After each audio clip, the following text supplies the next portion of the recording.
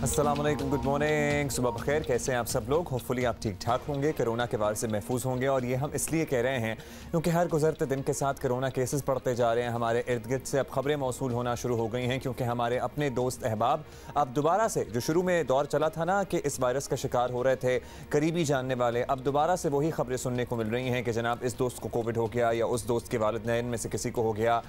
तो इसलिए हमें क्या करना है? हमें महफूज रहना है, हमें एक दूसरे से फासला रखना है। अगर हम बाहर जा रहे हैं तो हमें मास्क पहनना है क्योंकि हम नहीं चाहते कि हमारा पहले ही मुल्क माशी मुश्किलात का शिकार है वो मज़ीद मुश्किल में पड़े। खुदा न खास्ता लॉकडाउन वाली सूरत हाल पैदा हो, क्योंकि दुनिया में ऑलरेडी बहुत से ममालिक हैं जहाँ पर दोबारा से लॉकडाउन लग गया है। जैसे कि इंग्लैंड में ही अभी परसों से दोबारा लॉकडाउन का नफाज हुआ है। खैर, टॉकिंग ऑफ इंग्लैंड, अभी बैनुल-अक़वामी मंजरनामे से सुबह सुबह एक अफसोसनाक खबर सामने आई है और ऐसे मकाम, ऐसी जगह पर एक वाक़या हुआ है जिसका किसी के रहमो गुमान में भी नहीं था कि यहाँ भी कोई बेअमनी की सूरत हाल पैदा हो सकती है। ऑस्ट्रिया का दारुल हुकूमत है वियना, यहाँ पर 6 मकामात पर फायरिंग हुई है और हुक्काम ये बता रहे हैं, जो इनिशियल रिपोर्ट्स हम तक पहुँची हैं, कि एक हमलावर समेत 2 अफराद इसमें हलाक हुए हैं और 15 अफराद ज़ख्मी हैं जो ज़ेर इलाज हैं और एक मुश्तबा शख्स को गिरफ्तार भी किया गया है। कुछ मुतज़ाद इत्तलात हैं, ये भी बताया गया है कि 6 मकामात पर फायरिंग की गई है। बट येस, यहाँ से इस किस्म की खबरें आना अनएक्सपेक्टेड था। एक इबादत गाह, एक गिरजा घर टाइप एक इमारत थी, इब्तिदा में उसको बताया जा रहा था कि उसको निशाना बनाने की कोशिश की गई है। खैर, it is still a developing story and what else is going on around us is that corona cases are increasing day by day. साथ साथ ज़िंदगी में बहुत कुछ हो जाता है और वो सब कुछ भी हो जाता है जो कल फयाज़ चौहान साहब के साथ हुआ, जिसका उनको बिल्कुल अंदाज़ा नहीं था। इस बारे में हम तफसील से बात करेंगे। वही ना, आपको पता है कि मैं और हुमा दोनों कितने म्यूज़िक लवर्स हैं। हुमा से याद आया, Huma had to come here today, लेकिन कोई इमरजेंसी हो गई छोटी सी and she couldn't make it. बस वो रास्ते में ही थी लेकिन उन्हें वापस जाना पड़ गया। एनी हाउ, इंशाल्लाह she will be here with us tomorrow. और दिल कर रहा था कि गाना लंबी जुदाई जो है ना इसी तरह चलता रहे और बाकी तमाम बातें हम भूल जाएं, लेकिन बातें इसके अलावा भी हैं और बहुत अहम हैं। और जनाब, ऐसा लग रहा है कि जुदाइयाँ पड़ गई हैं और जुदाइयाँ पड़ी हैं पंजाब हुकूमत और फयाज़ चौहान के दरमियान। और हुआ क्या एग्जैक्टली, हम अंदर की कहानी जानने की कोशिश करेंगे। कुछ सुनगुन तो हमें थी लेकिन कुछ कन्फर्मेशंस हैं जो हमने करनी है।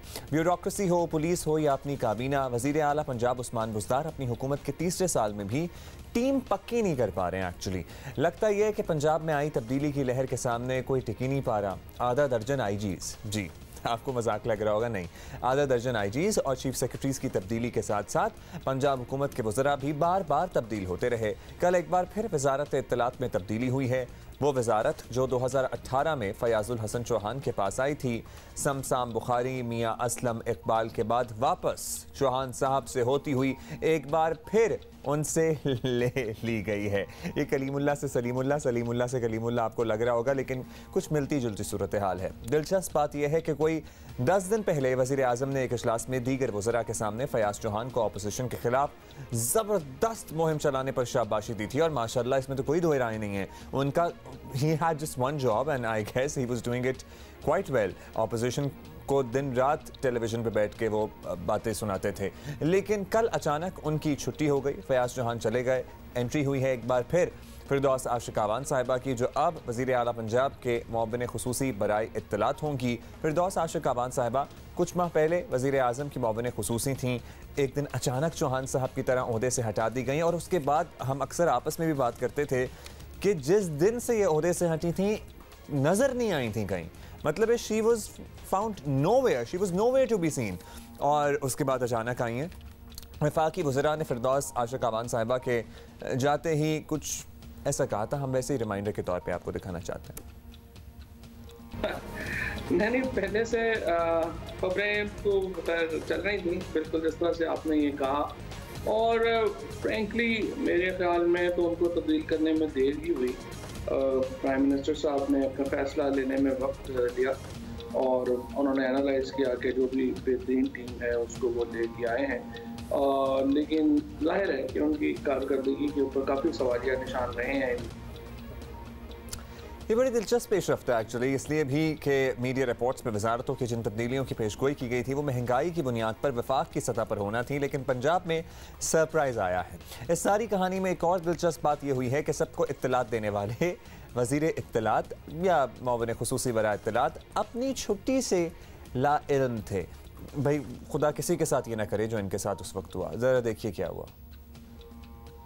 आगे भी आपको तहफ़्फ़ुज़ात थे, आप क्या कहेंगे? मुझे कोई खबर नहीं है सर। अभी इतला ये कि फिरदौस आशिकवान को मशीन इतलात लगा दिया गया और आपको वापस ले लिया गया आपसे चार्ज। आपके पास कानूनी इसका होगा सिर्फ? मुझे नहीं पता इसका। क्या कहना चाहेंगे? मुझे इसका पता ही कोई नहीं, इल्म ही नहीं है सर। मीडिया में खबरें आ गई हैं, नोटिफिकेशन भी आ गया। मैं ये बता रहा हूँ कि मुझे नहीं पता इसका।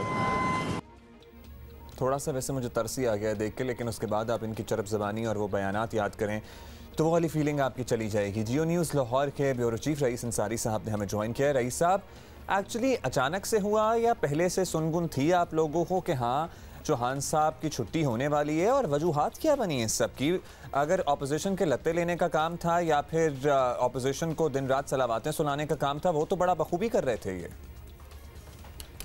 देखिए, आपने बड़ी बात की कि 5 IG चेंज कर दिए गए और चीफ सेक्रेटरी चेंज कर दिए गए। इसी तरह आप वफाक में देखें या पंजाब में देखें, इस तरह मिनिस्टर भी चेंज होते रहे हैं। वहाँ कई मिनिस्टर वहाँ चेंज हुए, पंजाब में भी चेंज हुए। अलीम खान चले गए, साल बाद वापस ले आए। शहबाज गिल पंजाब से गए, सेंटर में बड़े अहदे पे चले गए। अब फिरदौस आशिक वहाँ बड़े अहदे से हटाई गई हैं, पंजाब में ले आए। ये कोई हैरानगी की बात नहीं है।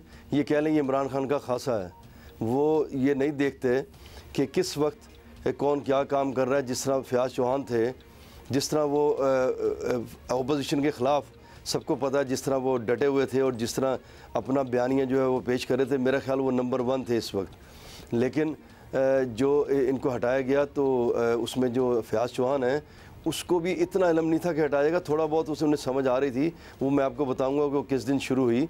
लेकिन जब ये कल उन्हें हटाया गया तो मैंने उन्हें फ़ोन किया तो उन्होंने कहा भी जियो पे आपने खबर ब्रेक की, मुझे किसी ने फ़ोन पर बताया तभी मुझे पता चला। लेकिन इस अचानक तब्दीली का मेरे इल्म में नहीं था, बस उन्होंने मेरे से भी इतनी बात की। नहीं तो मेरी बात सुने, फिर अचानक तब्दीली का गालिबन फिर रईस साहब आपने खबर ब्रेक की है तो आपको तो इल्म था। वजूहात क्या बनी? क्या कोई ताल्लुकात ख़राब थे इनके वज़ीर आला साहब से? क्योंकि प्रेस कॉन्फ्रेंसों में तो और मीडिया टॉक्स में तो सरदार उस्मान बुज़दार कहते हैं इनकी ज़बान नहीं थकती थी, या फिर कुछ पर्सनल कॉन्फ्लिक्ट आ गए, या फिर कुछ इत्तलात ऐसे भी हैं कि वज़ीर आला ऑफिस पे इन्होंने तनकीद की, कोई असम्बली वगैरह रोकी थी, समथिंग लाइक दैट हैपेंड? नहीं, जब बताता हूँ आपको कि जो फयाज चौहान है जब पहले ही चेंज किए गए थे तो वज़ीर आला जो पंजाब है उस वक्त भी नहीं चाहते थे उनसे ज़रा उसकी मीटिंग में कुछ बोल पड़ते थे। तो ये दोबारा जो मसला हुआ ये भी मीटिंग में बोलने का ही मुझे नज़र आ रहा है। जो पहले था मामला तो उसकी वजह से जब पहले भी चेंज किए गए, जब इन्होंने एक कोई मुतज़ाद बयान दिया था उस पर मौका पाकर इमरान खान ने चेंज कर दिया। लेकिन जो हमें इंफॉर्मेशन मिली है वो जो इमरान खान लास्ट लाहौर आए थे उससे पहले जब ये लाहौर आए थे तो एक मीटिंग हुई थी जिसमें फ़खर इमाम थे, शहजाद अकबर थे, चीफ मिनिस्टर पंजाब थे, वज़ीर आज़म थे, ये फयाज चौहान थे और 3-4 सेक्रेटरीज थे। एक स्पेशल मीटिंग हुई थी। इसमें फयाज चौहान जिस तरह वो बोलते हैं, उन्होंने प्राइम मिनिस्टर के सामने तहरीक इंसाफ की जो हुकूमत है इसकी कारकर्दगी पर बहुत सवाल उठा दिए। उन्होंने वहाँ पर ये कहा कि जनाब पहले गंदम महंगी नहीं थी, गंदम महंगी हो गई, चीनी महंगी नहीं थी, चीनी महंगी हो गई। पहले ये बताया गया कि जो गंदम है वो बड़ी वाफर मकदार में है, लेकिन अचानक अब इम्पोर्ट करनी पड़ रही है, चीनी इम्पोर्ट करनी पड़ रही है। जो सब्ज़ियाँ उनकी कीमतें बढ़ गई हैं, क्या ये भी हमें इम्पोर्ट करनी पड़ेंगी? उन्होंने कहा हमारे कारकर्दगी कहाँ है, हम एक महकमा भी ठीक नहीं कर सके, हम प्रॉब्लम में आ रहे हैं। तो इस पर इमरान खान ने कहा फयाज बात कुछ और हो रही है, तुम पटरी से उतर जाते हो। तो ये जो इमरान खान ने कहा था तुम पटरी से उतर जाते हो, तो उतर क्या जाते हो? इमरान खान ने कल उतार दिया पटरी से, बड़ी पटरी से छोटी पटरी पे ले आए वो।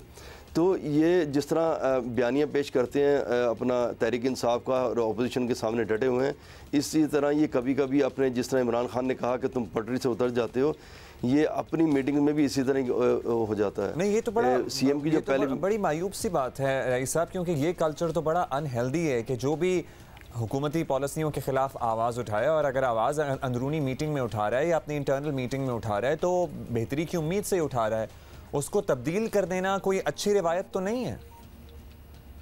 जी बिल्कुल, आपने ठीक कहा कि अगर आप काम देखें तो काम में इमरान खान ने ख़ुद उनकी तारीफ़ की, आपने जिस तरह कहा। और कल हमारे से जब उनसे बात हुई, एक और मज़े की आपको बात बताता चलूँ कि उन्होंने कहा कि भाई 4 बजे जो हुकूमती तर्जुमान है उनकी एक मीटिंग हुई है और इस मीटिंग में इमरान खान ने उन्हें शाबाश दी है और शाबाश देने के 1 घंटे बाद वो तब्दील कर दिए गए हैं। तो ये बात बिल्कुल ठीक नहीं है। मीटिंग्स में ये फिर इमरान खान साहब को भी पता होता है कि मैं शाबाश तो दे रहा हूँ लेकिन घंटे बाद इनको तब्दील कर दूंगा, ये क्या स्ट्रैटेजी है? या फिर उनको भी नहीं पता होता है टाइम्स और लोग तब्दील हो जाते हैं? नहीं, ये उन्हें सब पता होता है, लेकिन ये इमरान खान का, मैं आपको बताया कि इमरान खान खासा ये आपकी बात नहीं है। मैं उन्हें पिछले 34 साल से जानता हूँ। जब पहले भी तहरीक इंसाफ की कोई मीटिंग्स होती थी, मीटिंग में एक फ़ैसला हुआ, बाहर गए, किसी ने कुछ और बताया, उन्हें खड़े खड़े चेंज कर दिया। ये जो आप यू टर्न की बात कर रहे हैं, ये कोई नई चीज़ नहीं है उनके लिए। वो खड़े खड़े क्रिकेट में भी फैसले तब्दील कर देते थे। अब यहाँ देखें, उन्होंने ये खड़े खड़े कई फैसले तब्दील किए। जब ये शहबाज गिल यहाँ से गए और उन्होंने कहा जब पंजाब से चले गए, तो अब देखें उनका फ़ैसला क्या है। जो लोग पहले अलीम खान गए, फ़ैसला किया, सप्तान जो सूबाई वज़ीर हैं उनको हटाया गया। जब नैब में गए थे वापस आए, फिर ले लिया गया। ये वो जब फैसला करते हैं, जो मैंने देखा, जो मेरी राय है, वो उस वक्त ये नहीं देखते कि फिर इसका नुकसान क्या और फिर फ़ायदा क्या है। और इस वक्त बेशक फिरदौस आशिक अवान जो हैं वो इत्तलात की पीपल्स पार्टी दौर में वज़ीर रही हैं, इमरान खान के साथ भी रही हैं। वो भी एक मतलब गवर्नमेंट चलाने का एक हुनर भी जानती हैं, कह लें कि, और उन्हें तजर्बा भी है। लेकिन आपको पता है कि जब वो वफाक में थी, अपनी खिदमत सर अंजाम दे रही थी, तो माशाल्लाह वहाँ भी उनकी मुखालफत कम नहीं थी। अभी हमने एक एग्जाम्पल के तौर पर फवाद चौधरी साहब का एक क्लिप चलाया भी, लेकिन अब उन्हें पंजाब में यहाँ पे लगाने का कोई ख़ास मकसद है क्या? ऐसे क्रेडेंशियल्स देखे गए हैं उनके जो उन्होंने पहले काम सर अंजाम दिए कि फिरदौस आशिक अवान साहिबा he is fit for this job, कोई और नहीं हो सकता था? क्रेडेंशियल्स तो मैं शायद नहीं बता सकूंगा टीवी पे कि क्या क्रेडेंशियल्स हैं, क्योंकि कुछ चीज़ें पता होती हैं जो आपको पता हम नहीं कह पाते और उससे कहना भी नहीं चाहिए। तो जब ये गवर्नमेंट बनी, जो अपोजिशन आपको कहती जा रही आ रही है लोगों के बारे में, जिस तरह अपोजिशन कहती है कि फ़लाँ सिलेक्टेड, तो क्रेडेंशियल्स तो क्या बताएं, कई जगह से कई चीज़ें आ जाती हैं। बहरहाल अब ये है कि वो फिर तो बस वो मैं आपको बिटवीन द लाइंस कुछ चीज़ें बता दी हैं। तो इसमें अब बात यह है कि अब वो आई हैं तो लामाला उनका भी एक अच्छा तजर्बा है, वो यहाँ पर हैं। लेकिन जहाँ तक फ़याज़ चौहान है, फ़याज़ चौहान इस वक्त भी जो है वो कॉलोनीज़ के वज़ीर हैं, लेकिन वो तर्जुमानों में उनका नाम शामिल है। और मेरा ख्याल है जो इस वक्त बयानिया पेश करते हैं अपना तहरीक इंसाफ का, और जिस तरह वो अपोजिशन के सामने पूरे डटे रहते हैं, तो मेरा ख्याल अब भी डटे रहेंगे। और जहाँ तक हमें ख्याल है कि जो फ़याज़ चौहान है वो इस पर कोई कमेंट नहीं करेंगे जाने पे। और जिस तरह पहले वो गए थे और उन्होंने कहा था कि मैं इमरान खान का सिपाही हूँ, मेरा ख्याल है वो अब भी उसी तरह सिपाही रहेंगे इमरान खान के। लेकिन आपको आखिरी बात ये कि ये नई बात नहीं, ये चलती रहेगी। हाँ, आपको क्या हो सकता है 6 महीने बाद दोबारा? मैं एक और मज़े की बात बताऊँ, जब ये बात चल रही थी, जो हमें पता थी, इसमें हमें जो हमारी इत्तलात थी, जो न्यूज़ थी कि फिरदौस आशिक अवान दोबारा सेंटर में जाएंगी। अच्छा, ये हमारी इत्तलात थी। लेकिन बहरहाल वो कहाँ के उन्होंने लगना था, ये तो फिर इमरान खान ने फैसला किया।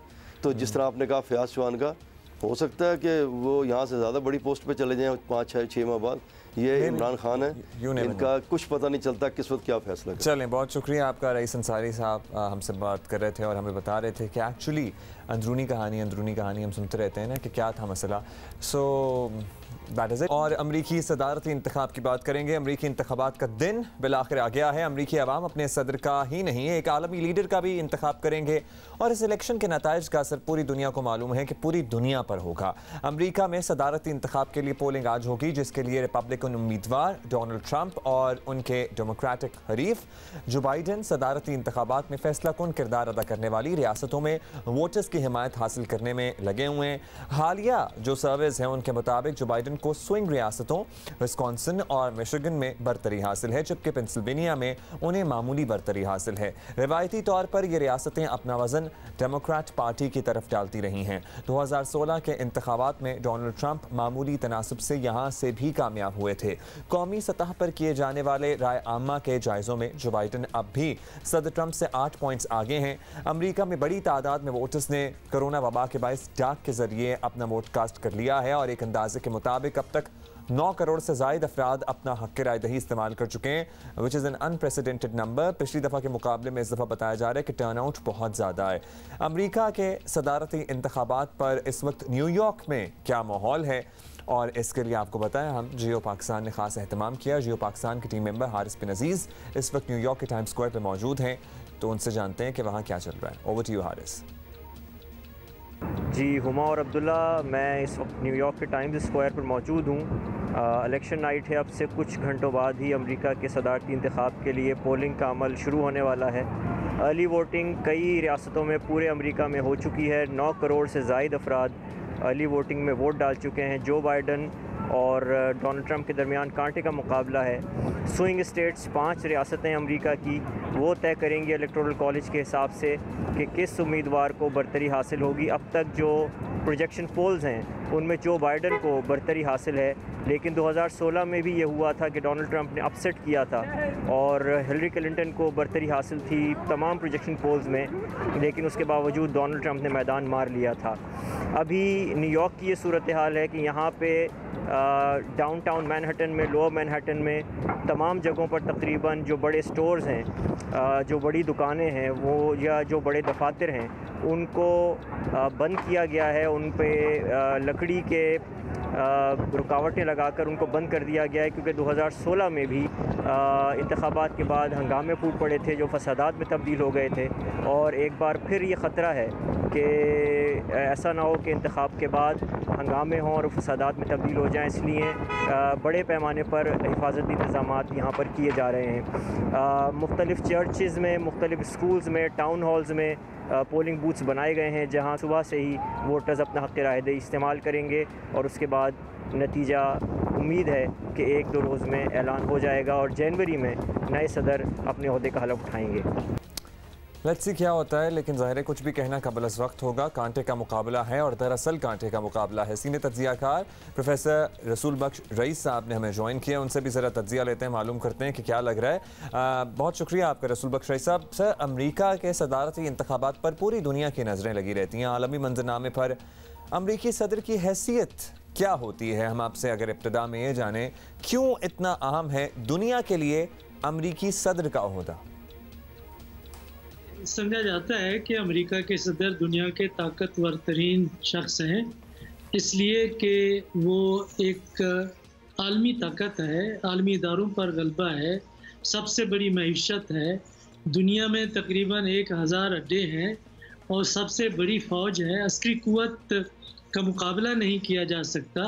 तो गुज़श्ता सदी, ये भी कहने में हम हक़ बजाने में कि अमेरिका की सदी थी और ये सदी भी वो अपने नाम करना चाहते हैं।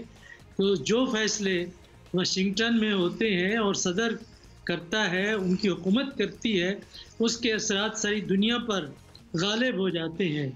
अगर अमेरिकी करेंसी की कीमत बढ़ती है, कम होती है, उनका इंटरेस्ट कम होता है बैंकों का, या ज़्यादा होता है, या तिजारत या क्लाइमेट चेंज किसी हवाले से वो पॉलिसी जंग की हो या अमन की हो वो अख्तियार करते हैं, तो उसके असरात सारी दुनिया में पड़ते हैं। तो इसलिए सारी दुनिया ये देखती है कि कौन मुंतखब होगा। Very well explain sir. रसूल साहब, ये बताइएगा कि अब ट्रंप रहें या फिर जो बाइडन आए, दुनिया की नज़रें इसी पर लगी हैं, जो भी कुर्सी संभालेगा, अगर ग्लोबली देखा जाए आलमी सतह पर कौन कौन से चैलेंजेस हैं जो मुंतज़र हैं इन दोनों अशख़ास में से कोई भी आता है अमरीकी सदर के तौर पर? इसके मेरे ख्याल में सबसे बड़ा चैलेंज तो उनका दाखिली है। आलमी लेवल पर सबसे बड़ा चैलेंज ये है कि चीन के साथ उनके ताल्लुकात की नौइयत क्या होती है। हमने देखा है कि डोनाल्ड ट्रंप की हुकूमत ने चीन को अलहदा करने की कोशिश की है, एक तिजारत के हवाले से एक जंग लड़ी है और वो जंग अभी तक जारी है। ट्रेड मामलात तय नहीं पास के, और जिसकी वजह से आलमी मईशत सुकड़ रही है। उसका सिर्फ असर अमेरिका पे नहीं होगा, आलमी मईशत पे होगा। और वैसे सर ठीक है, चीन के हवाले से आपने कहा कि एक अहम चैलेंज है, ग्लोबल चैलेंज जिसको फेस करना होगा। अगर हम पाकिस्तान के तनाज़ुर में बात करें तो अमेरिका का सदर जो भी आए, पाकिस्तान से मुताल्लिक उनकी पॉलिसी बहुत ज़्यादा तब्दील नहीं होती, लेकिन ज़ाहिर है कुछ फ़र्क तो पड़ता ही है। तो सदर ट्रंप अब तक अगर जायज़ा लें कि पाकिस्तान के साथ कैसे रहे हैं और अगर दोबारा आते हैं तो पाकिस्तान के लिए क्या इसमें बेहतरी हो सकती है या फिर कोई ख़ास बेहतरी नहीं है? ठीक है, मैं समझता हूँ पाकिस्तान के लिए कोई बुरे हालात नहीं है। अमेरिका हो, यूरोप हो, वो हमारे हालात अंदरूनी तौर पर हमने एक दूसरे के खिलाफ जंगें लड़ के ख़राब किए हुए हैं। इस वक्त अमेरिका की जो भी हुकूमत हो, डोनाल्ड ट्रंप हो या जो बाइडन हो, वो ये चाहेंगे कि अमेरिका से उनकी फ़ौजों का इनखला हो, लेकिन ज़िम्मेदारी के साथ। वो ऐसा अफ़गानिस्तान नहीं छोड़ना चाहते कि जहाँ पे जो मुतारिब धड़े हैं वो एक खाना जंगी की कैफियत पैदा कर दें और जो कुछ अमेरिका ने वहाँ पे लगाया है वो बिल्कुल सारा तबाह हो जाए। तो पाकिस्तान चाहता है कि अमेरिका यहाँ से चला जाए, लेकिन ज़िम्मेदारी के साथ। ठीक है जी, बहुत शुक्रिया रसूल बख्श रईस साहब, आपने हमें अपना वक्त दिया। अब लेट्स सी, हम सभी मुंतज़िर हैं कि क्या नताइज सामने आते हैं, लेकिन क्विकली हम आपको बताना चाहते हैं कि अमेरिका में सदारती इंतखाबात अब चंद घंटों में हो रहे हैं और एक बड़ी आलमी ताकत होने की वजह से अमरीकी इंतखाबात का असर, अभी हम यही बात कर रहे थे, पूरी दुनिया पर पड़ता है। और यही वजह है कि हमेशा अमरीकी इंतखाबात पर सबकी नज़र होती है और हम तमाम पेरेंट्स ज़रा होशियार खबरदार हो जाएँ, क्योंकि एक बड़ा इंपॉर्टेंट बच्चों से रिलेटेड मसला हम डिस्कस करने वाले हैं। क्योंकि मैंने भी वादा किया था अपने आप से कि अपने बच्चे को बिल्कुल टैबलेट नहीं दिखाऊंगा या अपने फ़ोन नहीं हाथ में दूंगा, लेकिन एट टाइम्स मुझे लगता है कि आई डोंट नो कि हम अब इस सेटिंग में हैं, उस दुनिया में हैं कि इसको नहीं छुड़ाया जा सकता या इसको कम तो किया जा सकता है, लेकिन 100% को ये अवॉइड अगर कर रहा है तो जनाब आपको मैं दोनों हाथों से सलूट करूंगा कि आपने अपने बच्चों को मोबाइल फ़ोन्स और टैबलेट्स के करीब भी नहीं आने दिया। लेकिन एट टाइम्स आपको देना पड़ जाता है बिकॉज बच्चा बहुत रो रहा होता है, ठीक है, और मे भी हम उसको खुद ही आदत डालते हैं, लेकिन इसके बुरे असरात भी होते हैं। पर्टिकुलरली अब से जब से ये ऑनलाइन क्लासेस का सिलसिला शुरू हुआ है ना, तो बच्चे बहुत ज़्यादा वक्त स्क्रीन के सामने गुजार रहे होते हैं और जो वालिदैन अवॉइड कर रहे थे स्क्रीन टाइम को, अब उनको मजबूरन देना पड़ता है क्योंकि क्लासेस ही ऑनलाइन हो रही हैं। तो उससे बच्चों की आंखों पे क्या असर पड़ रहा है। और मैं जो हूँ ना, हुसैन को फ़ोन पे नहीं पोएम्स देखने देता हूँ, तो I always play it on TV, सामने कमरे में 6-8 फुट के फासले पे टीवी पे लगा देता हूँ, लेकिन फ़ोन हाथ में देने की आदत नहीं, क्योंकि बच्चा फिर बहुत अनोइंग हो जाता है, कहीं भी जा रहा है वो फ़ोन साथ साथ है। तो आपने पोएम्स तो दिखानी है, मजबूर हैं सारे वालिदैन, तो इसलिए टीवी पे दिखा दिया करें इंस्टेड ऑफ फ़ोन। इसी पे बात करते हैं। मैं तो ज़रा अपनी राय, अपना तजर्बा बता रहा था। डॉक्टर मोहम्मद हमज़ा हमारे साथ मौजूद हैं। डॉक्टर साहब अस्सलाम वालेकुम, कैसे हैं आप? अस्सलाम वालेकुम, बिल्कुल ठीक ठाक हैं। तो आप बता दीजिए, हैं वैसे आप जानते हैं कुछ ऐसे वालिदैन को जिन्होंने अपने बच्चों को गैजेट से दूर रखा हुआ है? बिल्कुल हैं, और मेरी फैमिली में भी हैं। मैं ख़ुद क्योंकि एक आई स्पेशलिस्ट हूँ, तो मैं भी इस चीज़ को बहुत ज़्यादा मेक श्योर करता हूँ कि मेरा जो बेटा है या छोटी बेटी है 1 साल की, वो ज़रा दूर रहें। लेकिन आपने सही कहा, थोड़ा मुश्किल हो जाता है, बाज़ औक़ात आपको देना पड़ जाता है, लेकिन स्टिल अगर आप, क्योंकि आप खुद भी यूज़ कर रहे होते हैं और आप खुद यूज़ कर रहे होते हैं, तो वो एक माहौल, अब इट्स नेसेसिटी ना। जी क्या कर सकते हैं? बिल्कुल ऐसा ही है। इसीलिए ही कहा जाता है कि देखें, बच्चे बड़ों से ही सीखते हैं। अगर आपके हाथ में मोबाइल हर वक्त होगा और आप यूज़ करते रहेंगे majority of the time when you are home, तो फिर वहाँ से बच्चा भी देखेगा और उसको ये लगेगा कि ये नॉर्मल है। जब वो आपको देख रहा है तो वो आप ही को फॉलो कर रहा है। एक एक चीज़ बच्चा आपको नोट करता है। They are very good observer. तो अगर आप अपना स्क्रीन टाइम कम करेंगे उनके सामने, तो उनको लगेगा कि अच्छा ये इतनी इंपॉर्टेंट चीज़ नहीं है। अम्मी कहती हैं कि बच्चे कुएं की आवाज़ होते हैं, जो आप बोलेंगे ना वही वापस एको के आते हैं, तो यानी कि इमिटेट करते हैं। हाँ। अच्छा, अब हम ये तो करते हैं, अब हमने इस सारे हालात के बावजूद बच्चों की आंखों को महफूज रखना है। बिल्कुल। तो हम क्या करें डॉक्टर साहब? देखिए, जब से ये कोविड आया है तो वी हैव टू एक्सेप्ट कि ये हमारा न्यू नॉर्मल है। ऑनलाइन एजुकेशन है या स्क्रीन टाइम बच्चों का बढ़ना है, ये एक अब हमें पता चलना चाहिए कि ऐसा होगा। अब हमें मेजर्स क्या लेने हैं कि स्क्रीन टाइम जो रिकमेंडेड है एक बच्चे का जो 2 से 5 साल का होता है, वो मैक्सिमम 2 आवर्स है ना। हमें उसको कंस्ट्रक्टिव वे में डिवाइड करना चाहिए। जो ऑनलाइन क्लासेस है, अगर वो हाफ एन आवर की है या 1 आवर की है, देन वो जो 1 आवर बचता है वो हमें डिवाइड कर देना चाहिए मॉर्निंग एंड आफ्टरनून में। ऑब्वियसली अगर आप उसको डायरेक्टली एक दिन बोलेंगे कि आज सिर्फ 2 घंटे यूज़ करना है, तो वो नहीं करेगा। तो आपको ग्रेजुअल उसका टाइम नीचे लेके आना है। अगर आपकी नज़र में being a parent you notice कि वो दिन में ऑलमोस्ट 3-4 घंटे मोबाइल फ़ोन पे लगा रहता है, गेम्स खेलता है या फिर टीवी देखता है, राइम देखता है, then you have to cut down slowly. और वो जो हाफ एन आवर आप उससे ले रहे हैं, आप उसको अपने किसी कंस्ट्रक्टिव वर्क में यूज़ करें। जैसे आप बोर्ड गेम्स खेलें बच्चों के साथ, ब्लॉक्स दे दें, आप बच्चों को, बिल्कुल आप वो कर सकते हैं। या फिर आप उसके साथ कोई और रोल प्ले कर सकते हैं। हम उसके साथ एक जो भी आपकी राइम्स हैं, आप उसको उसके साथ प्ले कर सकते हैं। लगना पड़ेगा, खुद लगना पड़ेगा। जाएगा। ये आपने बिल्कुल सही कहा। ऐसा नहीं है कि अगर मैं बच्चे को बोलूँ आज तुम सिर्फ 2 घंटे यूज़ करोगे तो वो 2 ही घंटे करेगा, ऐसा नहीं होगा। हमें खुद अपना एक रोल प्ले करना है, बीइंग अ पेरेंट या बीइंग अ कोई भी आपके घर में बड़ा हो, उसको जिम्मेदारी लेना होगी, क्योंकि बच्चे जैसे मैंने कहा वो हमसे ही सीखते हैं। अगर हम ही उनके लिए रोल मॉडल नहीं बनेंगे तो वो उनके लिए मुश्किल हो जाएगा। अगर हम ही उनके लिए रोल मॉडल नहीं बनेंगे तो उनके लिए मुश्किल हो जाएगा। डॉक्टर साहब आपकी किल्लत है, लेकिन आपने बड़ी कुछ मुफीद बातें हमें बता दी हैं, तो उसके लिए आपका बेहद शुक्रिया। सो आपने कट डाउन करना है। अगर आपका बच्चा 4 घंटे स्क्रीन देख रहा है तो आप उसको ग्रेजुअली 3 पे लेके आएँ, फिर 2.5 पे, फिर 2 पे कोशिश करें। I guess it is doable. So हम सब इसमें एक साथ ही हैं, we are together in this. So हमने देखना ये है कि हम बेंच स्ट्रेंथ को चेक करने के लिए नया टैलेंट आजमाते हैं या फिर पुराने कॉम्बिनेशन के साथ मैदान में उतरते हैं। We'll talk about that later. लेकिन अभी आपको बता दें कि मरीम नवाज़ एक बार फिर शहबाज शरीफ और हमजा शहबाज के शाना बशाना नज़र आती हैं, और वो जो नून में से शीन निकलने वाली बातें थीं फ़िलहाल तो वो दम तोड़ गई हैं। पार्टी क़यादत में दरार ज़ाहिर हो ना हो, दीगर सीनियर रहनुमाओं का बयानिए से फासला इख्तियार करना और दो मुस्लिम लीग नून के लिए परेशान कुन ज़रूर है। जहां हुकूमती नुमाइंदे बार बार ये दोहराते रहते हैं कि मुस्लिम लीग नून में से मुस्लिम लीग शीन निकलेगी, शहबाज शरीफ अपने भाई से अलहदा हो जाएंगे, वहीं मरीम नवाज़ कल अचानक एहतसाब अदालत पहुंची और शहबाज शरीफ और हमजा शहबाज से मुलाकात की। शरीफ ख़ानदान की इस पुरजोश मुलाकातों के बावजूद हुकूमती नुमाइंदों का मानना है कि लीगी क़यादत में दरार है। आज जो ड्रामा किया ना, ये मेरी पिछले 1 हफ्ते की पेशिनगोइयों के नतीजे में आज जो हमजा शहबाज साहब की और बेगम सफदर अवान साहिबा का जो मिलना था वो सारी दुनिया ने देखा है। ये बुनियादी तौर पर फयाजुल हसन चौहान की जो प्रेडिक्शन थी उसका असर ज़ायल करने की एक नाकाम कोशिश थी। इनकी अपने घर के अंदर फूट पड़ गई है, इनकी पार्टी तबाह हो गई है। मीम लीग जितना खुल के खेलेगी उतना मीम लीग का भी, नून लीग का भी और शीन लीग का भी और मिक्स अचार पार्टी PDM का भी बेड़ा करके रहेगी। मैं सोच रहा हूँ इस मौके पे वो वाला ज़्यादा दोबारा मामला चला दें हम कि मुझे तो नहीं पता, मुझे हटा दिया है। खैर, फयाज चौहान ने ये रद्द-ए-अमल बतौर वज़ीर इत्तलात पंजाब दिया था जो वो नहीं रहे।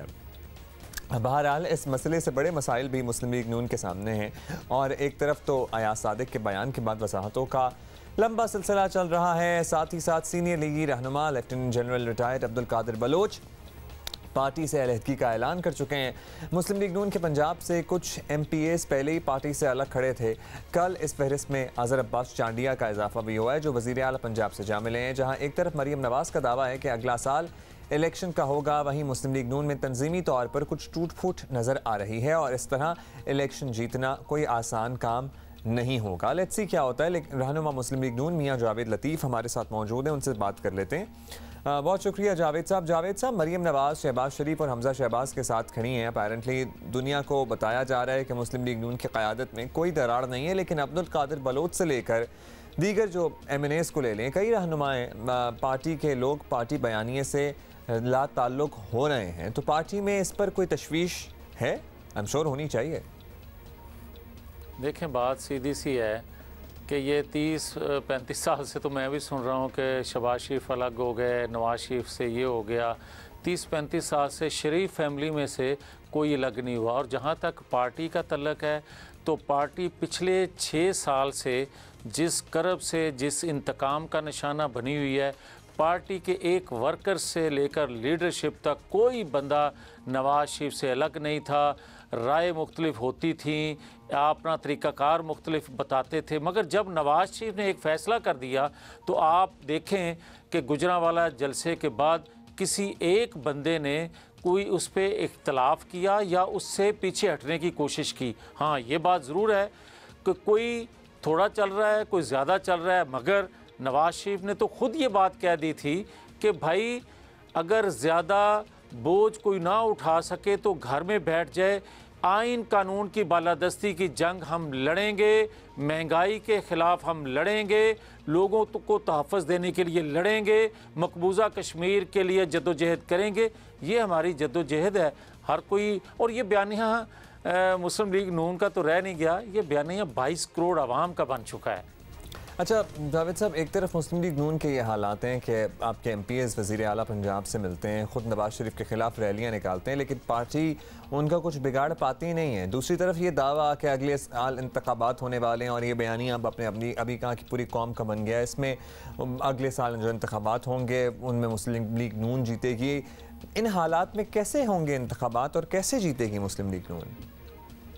ये तो है एक दबाव में कोई एक दो का आगे पीछे हो जाना, ये कोई बड़ी बात नहीं है। और जहाँ तक इंतखाबात का तल्लक है, तो जहाँ मुझे ये बताएं कि लोग उस बयानिए के साथ खड़े हों, लोग महंगाई की चक्की में जो पिस रहे हैं और झोलियाँ उठा के वक्त की हुकूमत को, सिलेक्टेड को बददुआएं दे रहे हैं, क्या वो वोट नहीं डालेंगे? वोट इसलिए डालेंगे, और सबका भी उन्होंने डाले, मगर वोट चोरी होते रहे। आज वो वोटों के तहफ़्फ़ुज़ के लिए निकल रहे हैं। अच्छा जावेद साहब, इस वक्त मुस्लिम लीग नून की क़यादत के बयानिए से पार्टी के कई लोग पीछे, हमने पहले भी बात की, हट रहे हैं। इसमें कुछ छुपाने वाली बात नहीं। आपने कहा दबाव की वजह से हट रहे हैं, कोई बड़ी बात नहीं है। अब आप ये बता दें कि इन्हें डील कैसे करेंगे? इन लोगों को नोटिस वगैरह जारी करना है आपने, या उनसे बातचीत का रास्ता निकालेंगे, या पार्टी बयानियाँ बदलेंगे, या फिर ठीक है जो जा रहा है वो जाता रहे, आप उसको इग्नोर करेंगे? क्या सोचा है आप लोगों ने? बात फिर वही है कि मुझे ये बताएं कि अगर ये बयानियाँ 22 करोड़ आवाम का ना होता तो शादरा में बगावत के मुकदमात मुस्लिम लीग की तमाम लीडरशिप पर ना दर्ज होते, गद्दारी के मुकदमात ना दर्ज होते, सिंध में आईजी सिंध अगवा ना होते, और अगर इस बयानिए में कोई जान ना होती तो ये वज़रा से लेकर प्राइम मिनिस्टर तक जो कहते हैं कि ये बदला हुआ इमरान खान नज़र आएगा, जो ये कह रहा है कि अब मैं इनको बताऊंगा, ये बढ़ के एजाज शाह से ना लगवाते। ये पुलवामा के हवाले से जो स्टेटमेंट फवाद चौधरी ने दिया है, ये ना आते। ये सारे वो हैं कि वो आवाम का मूड देख रहे हैं। इसलिए कोई फ़िक्र की बात नहीं, कुछ छुपाने की बात नहीं है, क्योंकि 22 करोड़ आवाम के बयानिए को कुछ छुपा नहीं सकता। बहुत शुक्रिया आपका जावेद लतीफ़ साहब हमारे साथ मौजूद थे। आपको ये लग रहा है, मुस्लिम लीग नून को ये लग रहा है कि बयानिया पूरी कौम का बयानिया, ये तो वक्त ही बताएगा कि है या नहीं है, लेकिन अपैरेंटली अभी तो इनके अपने लोग ही ज़रा इधर उधर हो रहे हैं। कहिएगा कि पाकिस्तान जिम्बाब्वे के खिलाफ वनडे सीरीज़ जीत चुका है, इफ्तिखार हो गए, हैदर अली हो गए, मूसा वगैरह की परफॉर्मेंस अच्छी रही है। आपको लगता है कि इन लड़कों में ही टीम का मुस्तकबिल है, या we need to explore more options में भी? हाँ जी बिल्कुल, जैसे आप जो फास्ट बॉलिंग है आपकी वो तो बहुत यंग है, इसलिए अगर आप देखें तो पिछले 2 साल से आमिर हैं, अब वो डिक्लाइन की तरफ जा रहे हैं, वहाब है वो भी काफ़ी अरसे से खेल रहे हैं, तो आपका फ्यूचर यही है। आपके शाहीन है जो ज़बरदस्त तरीके से मर्ज हुआ है लीडिंग बॉलर, उसके बाद मूसा है, हारिस है, हसनैन है, नसीम शाह है, और इसी तरह से अगर आप बैट्समैनों में देखें तो ज़्यादा प्रॉब्लम आपको बैटिंग में आ रही है, और उसमें आपके पास सिर्फ एक वर्ल्ड क्लास बैट्समैन है जो कि बाबर आजम है। बाकी जो ओपनर्स हैं वो भी हमने देखा दोनों मैचेस में कि स्ट्राइक रेट बहुत कम है। इमाम और आदिल को ज़रा आजकल की जो मॉडर्न डे क्रिकेट है अपने स्ट्राइक रेट को बेहतर करना होगा, क्योंकि जिम्बाब्वे जैसी वीक टीम है, इसके अगेंस्ट तो आप अफोर्ड कर सकते हैं, बट जब आप न्यूजीलैंड या साउथ अफ्रीका, इंग्लैंड की टीमों से खेलेंगे तो उनके जो ओपनर्स हैं वो बहुत तेज़ी से खेलते हैं, इसलिए फ़खर को ये मैच खिलाना चाहिए, क्योंकि आगे न्यूजीलैंड में जाके भी उससे फ़ायदा होगा। अच्छा आकिब भाई, अब पाकिस्तान ये सीरीज़ तो जीत चुका है, आखिरी वनडे है, खुशदिल शाह है, ज़फ़र गोहर है, रुहेल नज़ीर को चांस आपको नहीं लगता देना चाहिए, या एक मजबूत टीम के साथ क्लीन स्वीप के टारगेट की तरफ ही जाना चाहिए? अब देखिए उसमें सबसे जो ज़रूरी चीज़ है वो शाहीन शाह अफरीदी को रेस्ट देना चाहिए, क्योंकि वो एक अभी उसकी एज कम है, उसके ऊपर बर्डन ज़्यादा है, क्योंकि वो टेस्ट मैचेस भी खेलते हैं, वनडे भी खेलते हैं, T20 भी खेलते हैं, तो उनको रेस्ट देके हसनैन को लेके आए, और जो स्पिनर हैं आपके फ़हीम की जगह उस्मान कादिर को लेकर आए, क्योंकि वो भी पिछले 1 साल से टीम के साथ टूर्स कर रहे हैं, बट उनको खेलते नहीं देखा, तो I think it's a good opportunity. और इसी तरह से अगर बहुत ज़्यादा चेंजेस करेंगे तो फिर आप अंडर प्रेशर हो जाएंगे, क्योंकि जिम्बाब्वे जो कि उनकी बॉलिंग तो बहुत कमज़ोर है, बट उनकी जो मिडल ऑर्डर बैटिंग है उसमें इतना स्पार्क है कि जिस दिन वो विलियम्स और आपके जो विकेट कीपर है टेलर वो चले और नीचे से सिकंदर रजा ने थोड़ी सपोर्ट की, तो वो आपको एक टफ जो है स्कोर करके दे सकते हैं। दे हैव द एबिलिटी कि 280 प्लस रन वो कर सकते हैं। अच्छा आगे भाई, अभी तो बाबर आजम की क़यादत में पाकिस्तान वनडे जीत के, आपके ख्याल में वनडे कप्तानी के लिए बाबर आजम को ही पक्का कर दें या कप्तान की मजीद तलाश की है ज़रूरत हमें? देखिए अभी वनडे और T20 का कप्तान तो आपने बनाया है, तो आप उसके बारे में सोचेंगे। अगले हमारे 8 से 10 साल के कप्तान है, तो फिर तो उसको भी कोई जल्दी नहीं होगी, वो घबरा के फैसले नहीं करेगा। और टेस्ट की डालने से पहले जिम्मेदारी कुछ सोचिए। आई वुड सजेस्ट कि आप शान मसूद की तरफ देखें या रिजवान की तरफ देखें। मुझे ज़्यादा पर्सनली शान मसूद बेहतर एक लीडर लगता है। अब 3 फॉर्मेट में अगर आप देंगे एक कप्तान और वो यंग कप्तान है, तो वो उसके ऊपर क्रिटिसिज्म होगा। वो फिर आपका हमारा जो कल्चर भी है उसमें फिर डिफेंसिव जो है कप्तान हो जाते हैं। तो आई थिंक पहले उसको वाइट बॉल पे रखें और उसको ज़रा पक्का करें, ज़रा वो थोड़ा सा कंफर्टेबल हो जाए, और टेस्ट का आप अलहदा कप्तान रखें।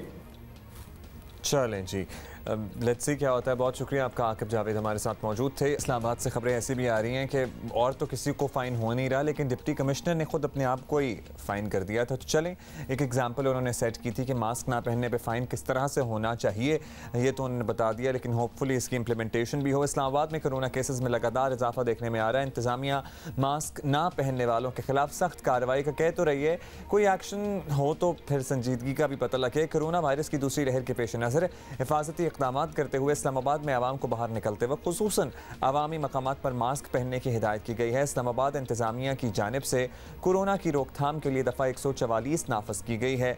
पुलिस को मास्क की पाबंदी ना करने वाले शहरियों को गिरफ्तार करने की भी इजाज़त है। NCOC ने मुल्क भर के अवाम को खबरदार किया है कि SOPs की पाबंदी करें या फिर लॉकडाउन जैसी पाबंदियों के लिए तैयार रहें। हम इस सूरत हाल में आ रहे हैं कि हमें इसमें कुछ सख्ती करना या कुछ पाबंदियों को सख्त करना नागुज़ीर होता नज़र आ रहा है। जो औकात कार हैं हमारी कमर्शियल एक्टिविटी के, हमारे काम के, उसमें भी और दीगर तकरीबात, उनके औकात कार में भी कुछ कमी लाई जाए। उन शहरों में और उन डिस्ट्रिक्ट्स में जहाँ इस बीमारी की शरह ज़्यादा है, वहाँ इस चीज़ के ऊपर फोकस ज़्यादा होगा। जहाँ तक ये कितना खतरनाक साबित हो सकता है वो तो हम पे मुनसर होगा, वो तो कौम के ऊपर मुनसर होगा। अगर एहतियाती तदाबीर जैसे पहले अपनाई गई थी, लोगों ने अपने रवैयों के अंदर तब्दीली की थी, अगर उस पर अमल करेंगे तो इंशाअल्लाह ताला इसकी और ज़्यादा मज़ीद ख़राब होने से बचत हो जाएगी। इस्लामाबाद में दफ़ा 144 का नफाज 2 माह तक रहेगा। 3 रोज़ पहले एक तकरीब में पहुंचने पर DC इस्लामाबाद हमजा शफकात बगैर मास्क के नजर आए तो सहाफ़ी की निशानदही के बाद खुद ही पर 1000 रुपये का जुर्माना कर दिया गया। इस्लामाबाद के डिप्टी कमिश्नर हमजा शफकात हमारे साथ ही मौजूद हैं, सो उनसे भी बात कर लेते हैं कि बाकी लोगों पर जुर्माना करने के लिए क्या उनके प्लान है। शुक्रिया हमजा साहब। हमजा साहब, इत्तलात हैं कि इस्लामाबाद में कोरोना केसेस की बड़ी तादाद रिपोर्ट हो रही है और हालिया दिनों में इनमें इजाफा हुआ है। किन इलाकों में ज़्यादा केसेस नज़र आ रहे हैं और मजमूई सूरत हाल क्या है शहर की? इस्लामाबाद में पिछले तकरीबन 1 महीने से कंसिस्टेंट राइज़ आ रहा है केसेस के अंदर, और हमारी पॉजिटिविटी जो है, यानी कि पॉजिटिविटी का मतलब है कि कितने टेस्ट किए गए हैं और उनमें से कितने % पॉजिटिव आ रहे हैं। तो हम तकरीबन 4 से 5 हज़ार के करीब टेस्ट करते हैं और उसमें जो हमारी पॉजिटिविटी है वो अराउंड 2% है। ओवरऑल इस्लामाबाद में इस टाइम एक्टिव केसेस जो हैं वो 1600 के करीब हैं। 212 लोगों की डेथ्स हो चुकी हुई हैं और आज तक, मतलब शुरू से लेके फरवरी से लेके आज तक टोटल जो पॉजिटिव केसेस हुए हैं वो 20,000 के करीब हो चुके हुए हैं। हमारे केसेस इसलिए भी ज़्यादा हो रहे हैं क्योंकि पाकिस्तान में सबसे हाईएस्ट टेस्टिंग जो रेशो है वो इस्लामाबाद की है। हमने 22 लाख की हमारी पॉपुलेशन है इस्लामाबाद की, जिसमें से 5 लाख लोगों को हम टेस्ट कर चुके हुए हैं। आपका अगला सवाल ये है कि किस जगहों पर ज़्यादा केसेस आए हैं। वो केसेस जो हैं सबसे ज़्यादा इस टाइम हमारे G9 और I8 में है, और उसके बाद अगर रूरल एरियाज़ में देखा जाए तो बाराकाहू में हमारे सबसे ज़्यादा केसेस हैं। अगर हॉस्पिटल्स की सिचुएशन देखी जाए तो तकरीबन इस टाइम पे 130 के करीब लोग हैं जो इस टाइम एडमिटेड हैं। उनमें से 50% इस्लामाबाद के रहायशी हैं, 50% जो हैं वो दूसरे शहरों से आए हुए हैं। और इस टाइम पर वेंट्स के ऊपर हमारे 30 लोग हैं, जिसकी वजह से हमें थोड़ी सी परेशानी है कि डेथ्स इंक्रीज़ हो सकती हैं। तो ओवरऑल ये है कि ट्रेंड हमारा ऊपर जा रहा है, ऑल्दो डेथ्स इतनी ज़्यादा नहीं है, लेकिन ट्रेंड ऊपर ख़तरनाक डेंजर जोन की तरफ जा रहा है। ट्रेंड ऊपर जा रहा है और पूरे मुल्क में ये सूरत हाल है।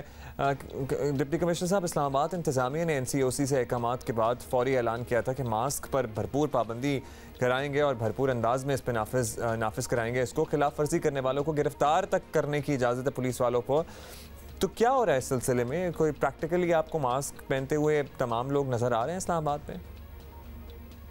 बिल्कुल, NCOC की डायरेक्शंस के बाद हमने इस्लामाबाद के अंदर दफ़ा 144 का इतलाक़ कर दिया था और दफ़ा 144 के तहत आपको पता है कि जो भी उसकी वायलेशन करता है उसको गिरफ़्तार भी किया जा सकता है, उसके लिए वारंट की ज़रूरत नहीं होती, उस पर जुर्माना भी आयद किया जा सकता है। फ़िलहाल हमने 2-3 दिन बहुत मैसिव किस्म की कैंपेन की, वार्निंग्स इशू किए, अरेस्ट हमने फ़िलहाल नहीं किए, लेकिन हमने सीलिंग्स बहुत ज़्यादा की हैं और इंडिविजुअल्स को फ़ाइन बहुत ज़्यादा किया है।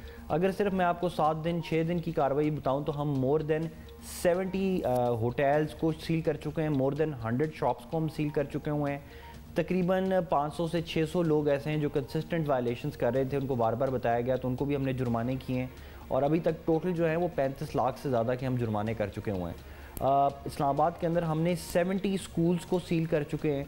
तो और जहाँ पे भी हमें पॉजिटिव केसेस नज़र आते हैं, जैसे हमने 15 स्ट्रीट्स भी इस टाइम पे सील की हुई हैं। तो हमारी सीलिंग ये चल रही है। बहुत ज़्यादा हम इस पर क्रूअल इसलिए नहीं वो हो रहे क्योंकि ऑब्वियसली अभी हमारी वो कैंपेन भी चल रही है और अब हम एक स्टेप आगे भी जा रहे हैं। अब हम ये कह रहे हैं कि ऑन स्पॉट जो नहीं पहनेगा उसको 100 रुपये जुर्माना देंगे और उसी 100 रुपये से उसको 3 मास्क भी उसके हैंड ओवर कर देंगे, ताकि ये मास्क पहनने का भी रुझान हो। क्योंकि सिर्फ सख्ती से तो हमारे पास 7 असिस्टेंट कमिश्नर्स हैं, वो डेली 100 बंदे को जुर्माना कर देंगे, लेकिन 22 लाख की पॉपुलेशन सबसे अगर ये हमने कंफर्म करवाना है तो उसके लिए अवेयरनेस के ऊपर हम ज़्यादा फोकस कर रहे हैं। अच्छा, प्लान्स तो आपके अच्छे हैं, लेकिन अगर ये मास्क की पाबंदी और स्मार्ट लॉकडाउन वगैरह से फ़र्क नहीं पड़ता तो क्या प्लान है इस्लामाबाद इंतज़ामिया का? आपको पता है वैसे भी पोलन एलर्जीज़ और इस्लामाबाद में सांस के मरीज़ ज़रा ज़्यादा होते हैं निस्बतन as compare to the rest of the country, तो उनको भी कोरोना से आपको बचाना है। क्या स्ट्रैटेजी है? बिल्कुल, ये बहुत बड़ा चैलेंज है इस्लामाबाद के अंदर। आपने सही पॉइंट आउट किया है कि पोलन की बहुत ज़्यादा एलर्जी है और पोलन के सिम्टम्स और कोविड के सिम्टम्स बहुत ज़्यादा मिलते जुलते हैं। मतलब उसमें भी फीवर होता है, ज़ुकाम, खांसी वगैरह होती है। लेकिन हमारी स्ट्रैटेजी सिर्फ SOPs की इन्फोर्समेंट से नहीं है। SOP की इन्फोर्समेंट से ज़्यादा जो हमारी सबसे कामयाब पॉलिसी रही है, जिसकी वजह से हमने पहले भी स्पाइक्स को कंट्रोल किया, वो हमारी TTQ की पॉलिसी है, which is tracking, tracing and quarantine. सबसे ज़्यादा हमारी टेस्टिंग है इस्लामाबाद में, उसकी वजह से कोई भी पॉजिटिव केस हमारे से स्किप नहीं होता और जैसी पॉजिटिव केस आता है हमारी टीम्स फ़ौरन जाती हैं, उसको इन्वेस्टिगेट करती हैं, उसके तमाम कॉन्टैक्ट्स को ट्रेस करती हैं, उनके टेस्ट करती हैं और फिर उनको अप्रोप्रिएटली क्वारंटीन कर दिया जाता है। 14-14 दिन क्वारंटीन करने से अल्हम्दुलिल्लाह हमारी पॉजिटिविटी अभी भी बहुत कम है। अगर हमारे दूसरे शहरों का हमारे पे प्रेशर ना होता तो मेरा ख्याल है कि हम इस स्पाइक को भी बहुत पहले कंट्रोल कर चुके होते। लेकिन ऑब्वियसली क्योंकि इस्लामाबाद के अंदर इनबाउंड पैसेंजर्स बहुत आ रहे हैं, जिसने भी नॉर्थ जाना है इस्लामाबाद में रुक के जाता है, स्कूल्स हैं, यूनिवर्सिटीज़ हैं, हेडक्वार्टर्स हैं, तमाम सूबों के लोग यहाँ पर आ रहे हैं, तो थ्रेट हमारा बहुत बड़ा है। अगर फिर भी ये कंट्रोल नहीं होता इस पॉलिसी तो ऑब्वियसली फिर हम अपने जो माइक्रो स्मार्ट लॉकडाउन है, हमारी माइक्रो SLD की पॉलिसी, उसको हम एक्सपैंड करेंगे और फिर हम मेजर सेक्टर्स को भी सील कर सकते हैं। फिर पूरा मरकज़ भी सील हो सकता है, पूरा सेक्टर भी सील हो सकता है और फिर टाइमिंग्स भी हम फर्दर रिड्यूस कर रहे हैं। और ऑलरेडी भी हमने पार्क्स को कम किया है, वेडिंग मार्केट्स का टाइम कम किया, तो मज़ीद इसके ऊपर हम एक्शन ले सकते हैं। चलें जी, गुड लक फॉर दैट। बहुत शुक्रिया आपका। डिप्टी कमिश्नर इस्लामाबाद हमारे साथ मौजूद थे। और हम क्यों आप डिप्टी कमिश्नर हो गए, हम हो गए और लोग हो गए, डॉक्टर्स हो गए, टेलीविज़न पर चलने वाले पैगामात हो गए, आपको मास्क पहनने की पाबंदी का क्यों कहते रहते हैं? थोड़ा सा समझने की बात है। हम दोबारा से आपकी समझ के लिए, आपकी याद दहानी के लिए समझा देते हैं कि अगर दो लोग हैं जिनमें से एक मुतासर है वायरस से, उसने मास्क नहीं पहना हुआ और दूसरा मुतासर नहीं है लेकिन फिर भी उसने अपने बचाव के लिए मास्क पहना हुआ है, तो 70% चांस है कि उसको लग जाएगा कोरोना वायरस। अगर उस शख्स ने मास्क पहना हुआ है जो मुतासिर है और जो नहीं है मुतासिर वो बगैर मास्क के घूम रहा है, तो फिर भी 5% चांस है कि कोरोना वायरस गैर मुतासरा शख्स को लग जाएगा। और अगर दोनों ने मास्क पहना हुआ है तो फिर तो विन विन सिचुएशन है साहब, वो तो फिर आइडियल हो गया और सिर्फ 1.5 से 1 या उससे भी कम एटलीस्ट चांस रह जाता है कोरोना वायरस लगने का। तो प्लीज़ मास्क पहन लें। आपको कोई नहीं कह रहा आप बाहर ना जाएं, आपको कोई नहीं कह रहा आप काम ना करें, आप कोई नहीं कह रहा कि आप कारोबार ना करें, बस आप हुजूम में जाते हुए या एटलीस्ट किसी हुजूम में क्या कहीं भी जाते हुए, घर से बाहर निकलते हुए एक आदत बना लें, एक मास्क पहन लें। सो आई होप कि आप आपको समझ में आ गई होगी अब तक तो ये बात, अगर नहीं तो कोई बात नहीं, हम दोबारा याद दहानी कराते रहेंगे। नाअहली केस में फैसल वाडा पेशी से कतरा रहे हैं, किसी से ढकी छुपी बात है नहीं। इलेक्शन कमीशन और कितने मौके देगा, सवाल यह अहम है। बज़ाहिर मामला अपने मंतकी अंजाम की तरफ जा रहा है। इलेक्शन कमीशन में वफाकी वजीर फैसल वाडा के खिलाफ नाअहली केस की समाअत chief election commissioner Sikandar Sultan Raja की सरबराही में 4 रुकनी कमीशन ने की। फैसल वाडा ना खुद पेश हुए ना उनके वकील। इलेक्शन कमीशन ने फैसल वाडा के वकील को आइंदा समाअत 24 नवंबर पर पेश होने का आखिरी मौका दिया। फैसल वाडा पर इल्ज़ाम है कि इलेक्शन लड़ते वक्त उन्होंने अपनी अमरीकी शहरियत छुपाई जो इलेक्शन कवानीन के खिलाफ है और इस बुनियाद पर वो नाअहल हो सकते हैं। अगस्त से चलते इस केस में फैसल वाडा अब तक अपना जवाब जमा नहीं करा सके हैं। कमीशन की जानिब से मुतअद्दिद वार्निंग्स के बाद अब यही लगता है कि कमीशन का सब्र ख़त्म होने को है, लेकिन लेट्स सी के होता है खबर ख़त्म, ये सब्र के नहीं होता। नुमाइंदा जियो न्यूज़ नौशीन यूसुफ इस केस को फॉलो कर रही हैं, हमारे साथ हैं। नौशीन, पहले तो ये बता दें कि इलेक्शन कमीशन ऑफ पाकिस्तान में फैसल वाडा की पेशी तय थी। केस की समाअत के दौरान क्या हुआ एग्जैक्टली और क्या बताया गया कमीशन को? वफाकी वजीर क्यों नहीं आ रहे और ना आए? जी बिल्कुल, वफाकी वजीर फैसल वाडा के ख़िलाफ़ जो ये केस है ये जनवरी से जो है इलेक्शन कमीशन के पास ये 4 दरखास्तें हैं, लेकिन वफाकी वजीर फैसल वाडा ख़ुद तो कभी कमीशन के सामने पेश नहीं हुए, लेकिन उनके जो वकील हैं मोहम्मद बिन मोहसिन वो रेगुलरली जो है कमीशन के सामने पेश होते रहते हैं। जनवरी से जब केसेस ये दरखास्तें इलेक्शन कमीशन के सामने आई थी तो उसके बाद मार्च तक तो इन पर समाअत हुई, लेकिन मार्च में कोविड के बाद जो है फिर समाअतें जो है इलेक्शन कमीशन में वो मुलतवी कर दी गई थी, जिसके बाद जुलाई में दोबारा जो है समाअतों का आगाज़ हुआ। और अभी जो फैसल वाडा के वकील थे वो चूंकि नहीं आए थे लाहौर होने के बाइस, तो इलेक्शन कमीशन ने उन्हें एक मौका दिया कि वो कमीशन के सामने पेश हो। लेकिन इससे पहले हमने देखा कि माजी में जो दरख्वास्त गुजार हैं उनके वकला भी नहीं आते थे और इलेक्शन कमीशन ने उनको भी मौके दिए कि वो कमीशन के सामने पेश हों। अब इलेक्शन कमीशन के ऊपर क्योंकि इस केस के हवाले से जो रिस्पोंडेंट हैं वो तो ये कहते हैं कि ये केस जो है ये जो है मेंटेनेबल ही नहीं है और जो रेफरेंस है ये स्पीकर कौमी असेंबली के सामने दायर करना चाहिए था जो इसे इलेक्शन कमीशन भेजते। अच्छा नौशीन, अगर वाडा साहब को इलेक्शन कमीशन नाअहल करार दे दे तो क्या वो फौरी तौर पर फारिग हो जाएंगे या फिर उन्हें अपील का मौका मिलेगा? क्या इस सिलसिले में कानून कहता है? जी वफाकी वजीर फैसल वाडा के अगर खिलाफ इलेक्शन कमीशन जो है वो फैसला दे देता है और इन्हें डिस्क्वालीफाई कर देता है तो फैसल वाडा की जो नशिस्त है, जो कौमी असेंबली की नशिस्त है, ये फौरी तौर पर जो है वो वेकेंट हो जाएगी। उसका नोटिफिकेशन इलेक्शन कमीशन को डी नोटिफाई कर देगा। लेकिन फैसल वाडा के पास जो फिर अपील का फोरम होगा वो सुप्रीम कोर्ट होगा। तो जब इलेक्शन कमीशन से उनकी अगर नाअहली हो जाती है तो फिर वो सुप्रीम कोर्ट का जो फोरम है वहाँ पर अपील दायर कर सकते हैं नाअहली के खिलाफ। जी All right, so that's the legal process. बहुत शुक्रिया नौशीन यूसुफ आपने हमें अपडेट किया। Anyhow, that is it. और इंशाल्लाह me and Huma would be joining you tomorrow. अपना ख्याल रखिएगा, stay safe, please मास्क पहने, लोगों से दूर रहें।